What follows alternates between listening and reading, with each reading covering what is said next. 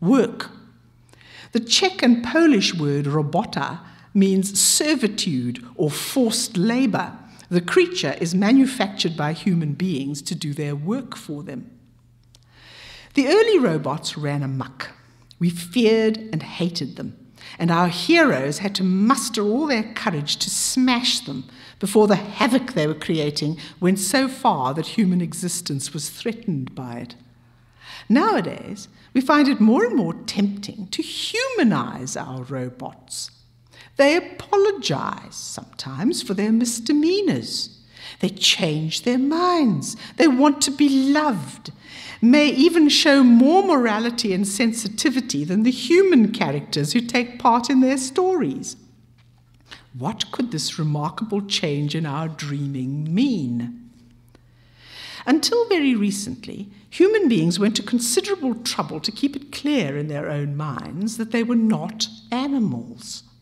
We learnt, with not a little outrage, that we had in fact evolved gradually from antecedents more primitive than ourselves. But still, we felt we were a higher species. A lot of emphasis in every culture has been laid on our notable difference from other life on Earth. Today, however, we stress how similar we are, at least to animals. Science once told us that we were as near as 2 pins to apes. Now we have been shown we have only twice as many genes as a fruit fly. The truth is that we've become afraid of ourselves, afraid of our own ecological destructiveness, which has become so obvious that even the people paid to reassure us, what the French succinctly call savants de service, or experts who may be called upon to say anything, can no longer conceal it from us. We therefore repeat to ourselves that we belong to the earth after all. We are not set over it or against it.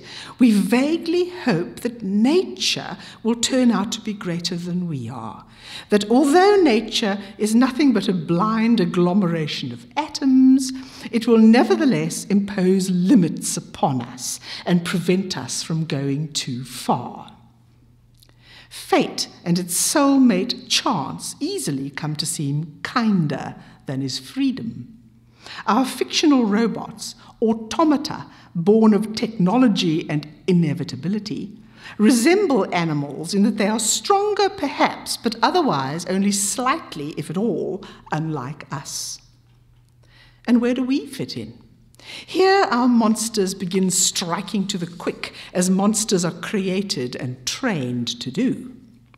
Aren't we ourselves something like automata? There's nothing unique about us, we're constantly being told. We are also predictable, locked into our desires, governed not by our wills but by our genes, ruled by exterior forces such as society or the market.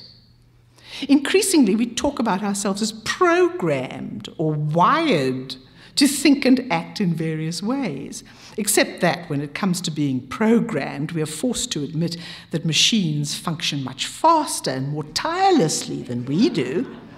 They play chess better, for instance. It's easy to conclude that very often computers know best. Cognitive scientists today, proponents of the so-called second cybernetics, like using computers as analogies for human beings. The entire universe, says this theory, everything that is ordered is on a long flight towards disintegration. Human beings occupy a surprising little pocket, short-lived and doomed, of resistance to the general entropy, turning back in Greek, of everything into chaos.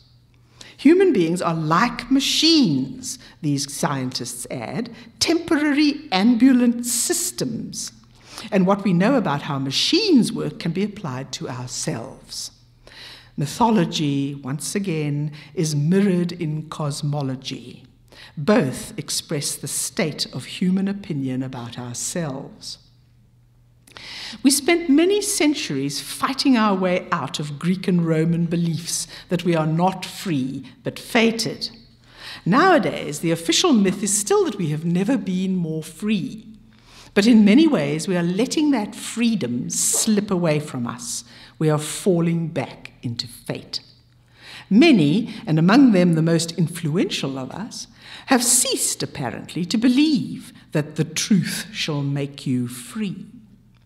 Belief in the possibility of transcendence is dying, even though transcendent hopes and moral principles are the only sources we can draw on if we are to arrest a decline into unbridled greed, ecological devastation, and short-sighted violence. Yet neither an acceptance of iron cages and other prisons of fate, nor seeking refuge in the mindless, meaningless turmoil of chance offers freedom. In the next lecture, I shall be looking again at the linear model of fate. What happens when that diagram provides not only a view of life as fated, but also a picture of our morality?